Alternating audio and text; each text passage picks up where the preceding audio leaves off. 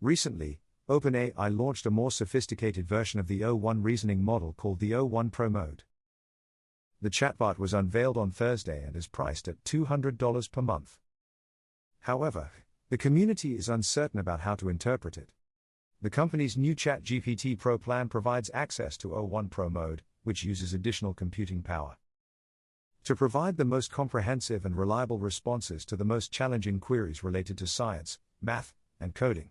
A former chief officer at OpenAI, Bob McGrew, considered O1 Pro mode to be an example of intelligence overhang, which refers to the inability of users and potentially the model's creators to derive value from any extra intelligence as a result of the inherent limitations of a simple, text-based interface.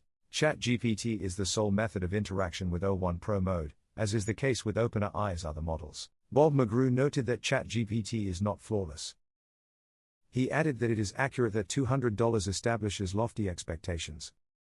Additionally, ChatGPT Pro is not an easy endeavor, as evidenced by its initial reception on social media. Here is how the new OpenAI assistant has been weighed. According to reports, O1 Pro mode will be the world's most expensive chatbot subscription, as the $200 monthly fee will translate to $2,400 yearly. OpenAI's new chatbot could cost $200 a month. What is it, and who will pay for it?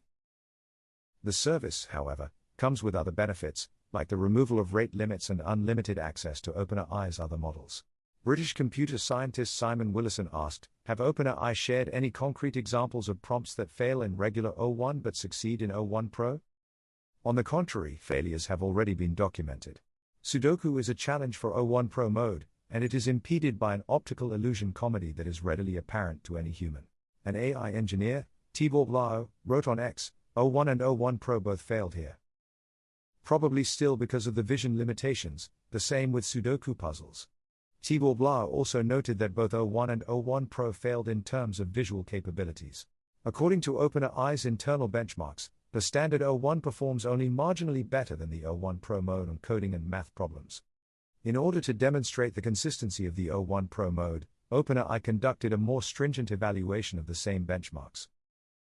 The model was only deemed to have solved a question if it correctly identified the answer 4 out of 4 times. However, the enhancements were not substantial in these assessments. On Thursday, OpenAI CEO Sam Altman was compelled to reiterate that ChatGPT Pro is not suitable for the majority of individuals, he said. Most users will be very happy with the O1 in the ChatGPT Plus tier.